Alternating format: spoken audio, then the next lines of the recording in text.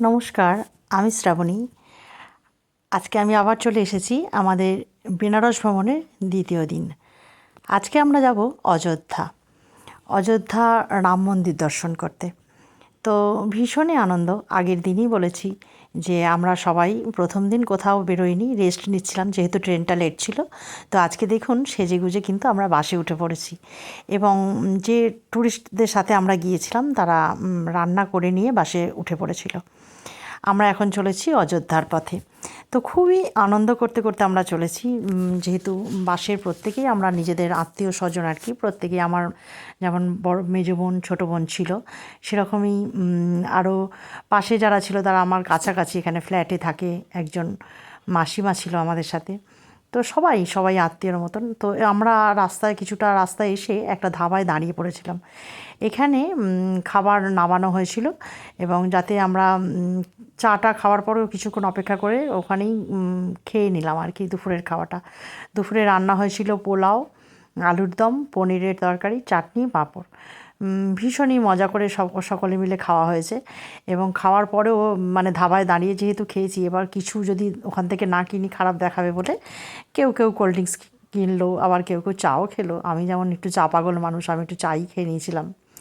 তো খুব আনন্দ করতে করতে আবার ওখানে খাওয়া দাওয়ার পর্ব মিটিয়ে আবার আমরা বাসে উঠে পড়েছিলাম। বাসে যথারীতি গান চলছিল, সেই জন্য আসল ভয়েস আমার মিউট করে দিতে হয়েছে। আমি বারবারই বলছি বাসে গান চলেছে বলে আমি সেই আমার নিজের তখনকার যে ভয়েসটা আছে সেটা মিউট করে দিয়েছি, তাই আমাকে আবার ভয়েস ওভার করতে হচ্ছে। তো আমরা গানের লড়াইও খেলেছি বাসের মধ্যে।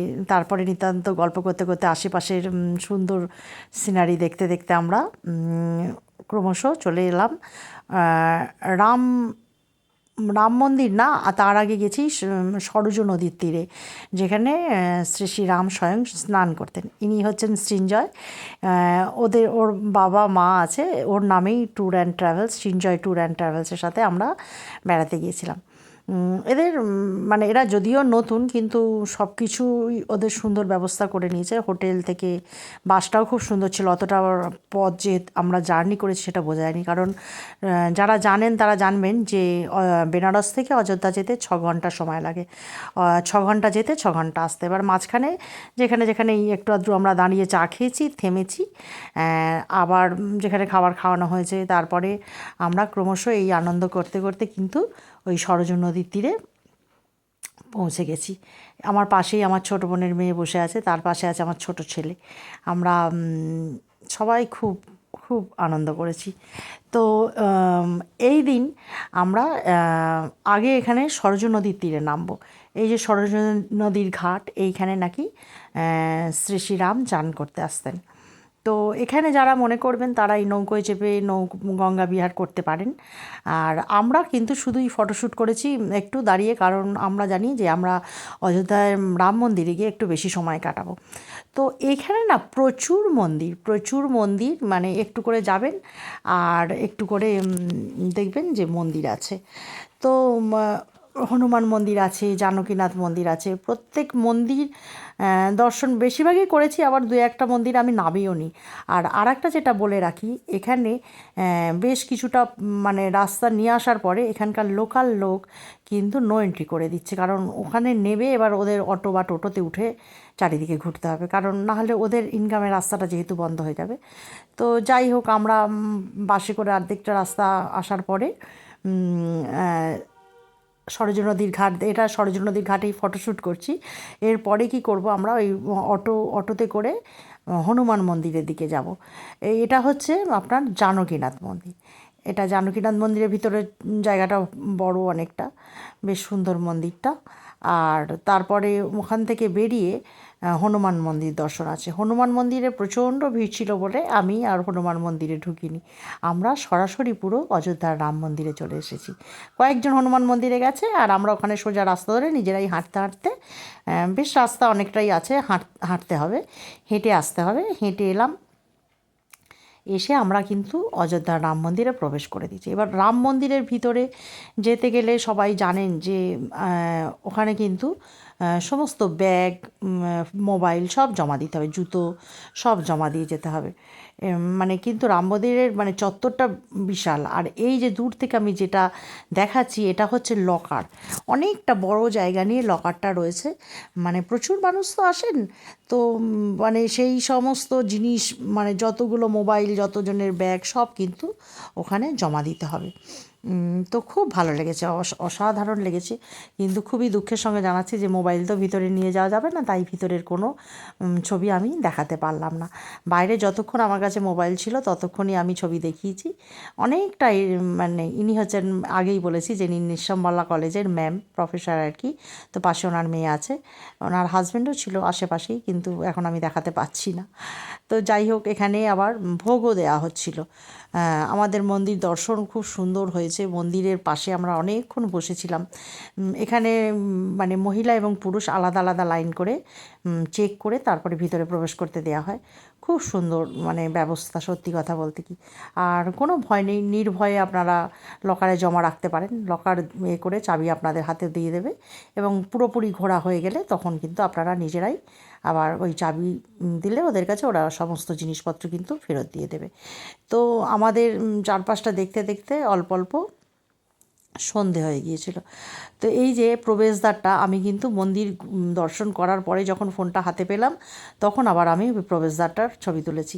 এই যে দেখছি লাইন দিয়েছে সবাই, কিন্তু এখানে যে লাইনটা দেওয়া আছে ওই লাইনটা কিন্তু ওই লকারের জন্য, মানে লাইন দিয়ে লকারে সমস্ত কিছু জমা রাখার জন্য। তারপরে আপনি পরপর লাইন দিয়ে চলে যাবেন। আমার অনেকগুলো লাইন আছে, কোনো মানে ভিড় ঠেলাঠেলির ব্যাপার নেই। খুব সুন্দর ব্যবস্থা রাম মন্দির দর্শনের জন্য।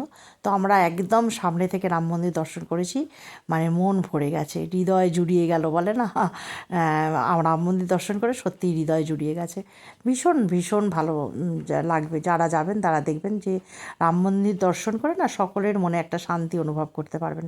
অসাধারণ মন্দির, সত্যি কথা বলছি।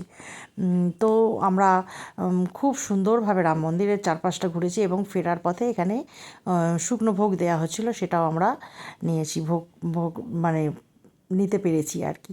তো ওখানে দাঁড়িয়েই ভোগটা খেয়েছি। তারপরে কিছু দোকানপাটও আছে যেখান থেকে আমরা ওই কিছু জিনিস, ছোটো ছোটো কিছু জিনিস কেনাকাটা হয়েছে আর কি, যেগুলো মানে মানুষ গিফট হিসেবে দেবে। এখানে রাম মন্দিরের চত্বর থেকে বেরিয়ে বাইরেটায় প্রচুর রামলালার মূর্তি আছে, মানে লাইটের ব্যাপার আছে, তারপরে সিঁদুর বিক্রি হচ্ছে, অনেক কিছু মানে পুজোর নানান রকম সামগ্রী, যে যেরকম কেরা পছন্দ করবেন সেই ধরনের জিনিস। এটা আমার মেজ ভগ্নিপতি, খুব মজার মানুষ, ভীষণ মজা করেছে। ওরা এত হাসায়, মানে মানে যে হাসে না সেও বোধহয় হেসে ফেলবে, এরকম একটা ব্যাপার। তো দেখুন, ফেরার পথে আবার আমরা একটা জায়গায় এসে চা খাচ্ছি। এখানে আমাদের ওই অটোগুলো এখানে ছেড়ে দিয়েছে আর কি।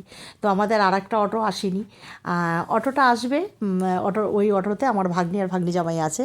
আর একটা খবর আজকে দিই, আজকে আমার ছোটো বোনের জন্মদিন। তো সেই জন্মদিন বাসেই সেলিব্রেট করা হবে, সেই জন্য ওই ভাগ্নি জামাই কেক কিনছে, ওই জন্য ওদের টোটোটা আসতে দেরি হচ্ছে। আর ততক্ষণ আমরা এখানে যতজন এসে পৌঁছেছি সবাই মিলে আমরা এখানে রাস্তার ধারে চা খাচ্ছি। তো খুব মজা, এখানকার লোকাল লোক সব আগুন পোহাচ্ছে। আর আমার ছোটো বোন, আমি, আমার ভগ্নিপতিরা, এই যে স্যার আর কি, ওই যে বললাম যে কলেজের প্রফেসর ভদ্রলোক, আর ইনি হচ্ছেন আমাদের ফ্ল্যাটের মাসিমা। তো আমরা, ইনিও ভীষণ মজার মানুষ, আমাদের সাথে সমান তালে মজা করে গেছেন, ভীষণ আনন্দ করেছেন। তো সব কিছু মিলেমিশে আমার এই ট্যুরটা না ভীষণ আনন্দের হয়েছে। তো এরপরেও আর একটা দারুণ চমক, যেটা হচ্ছে আমার বোনের কেক কাটা হয়েছিল বাসের মধ্যে, কিন্তু দুঃখের বিষয় সেই সময় আমি আনন্দ করতে ব্যস্ত ছিলাম, সেই ভিডিওটা আমি করতে পারিনি। তো আমরা মানে উঠেও ছোটো বোনের মেয়ে আবার বেলুন এনেছিল, তো বেলুন এনে সেই বেলুন দিয়ে পুরো বাসটাকে আবার সাজানো হয়েছিল। ও বাসের মধ্যে দাঁড়িয়ে দাঁড়িয়ে কেকটা কেটেছিল, সকলে মিলে আমরা খুব আনন্দ করেছি, খুব আনন্দ করেছি। তো ও বলেছে পরে আর কি, যে ওর এই দিনটা স্মরণীয় হয়ে থাকবে ওর কাছে, বেড়াতে এসে ওর জন্মদিন সেলিব্রেট, ভীষণ আনন্দ করেছি। তো সত্যি কথা বলতে কি, অযোধ্যায় যারা যাবেন তারা ভীষণ আনন্দ করতে পারবেন, আমার মনে হয় ভীষণ ভালো লাগবে। আর সবথেকে বড় কথা কি বলুন তো, আর একটা কথা, যেটা ঘোরার সঙ্গী সাথীরা না নিজের মনের মতন যদি না হয়, তাহলে সেই ঘোরাটা অতটাও মনের আনন্দ দেয় না।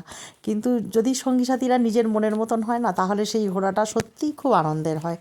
তো আমি তো বারবারই বলছি যে আমি আমার আত্মীয় স্বজন, মানে সপরিবার আর কি, 2 বোন 2 ভগ্নিপো, তাদের সন্তানরা, নিজের সন্তানকে নিয়ে বেড়াতে গেছি। শুধু আমার একটা আফসোস ছিল যে আমার হাজব্যান্ড আর আমার বড় ছেলে আমার সাথে যায়নি। এছাড়া বাকি সবটাই আমার কাছে ঠিক ছিল। একবার ওদের মানে মিস করছিলাম, কারণ যতই হোক সবাই থাকলেও নিজের সন্তান আর আমার বড় যে ছেলে আর কি, সে আমার অনেকটাই প্রাণের কাছের। ও যদি না থাকে আমার কোনো কিছুই ভালো লাগে না। তো যাই হোক, আমার মানে পুরো ট্যুরটা আমি খুব আনন্দ করে কাটিয়েছি, এটাই বলবো। এর বাইরে আর কিছু বলার নেই। আমি ভীষণ ভীষণ খুশি এই অযোধ্যা ভ্রমণ করে। এটা আমার ছোটো বোন, এই যে আমার পাশে দাঁড়িয়ে আছে, ওর জন্মদিন, ওর আজকে হ্যাপি বার্থডে। তো ও বললাম তো, ও বারবারই বলছে যে ও খুব খুশি হয়েছে। ও একটু শান্ত, আমি এত কথা বলি, ও একটু শান্ত, ও চুপ করে আসছে, কিন্তু ও খুব আনন্দ পেয়েছে সেই দিনটা, যে ওর জন্মদিন সেলিব্রেট হয়েছে বাসি, খুব আনন্দ। এমনি ঘোরাটা তো ভালোই হয়েছে, তার সাথে একটা উপরি পাওনা ছিল, যেটা হচ্ছে ওর জন্মদিনটা সেলিব্রেট হয়েছে। এর মধ্যে আমার ভাগ্নি জামাই আর ভাগ্নি কেক নিয়ে চলে এসেছে।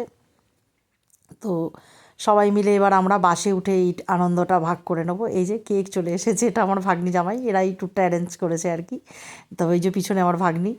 তো ভীষণ আনন্দ করতে করতে আমরা সকলে আবার বাসে উঠলাম। তো চলুন, টাটা।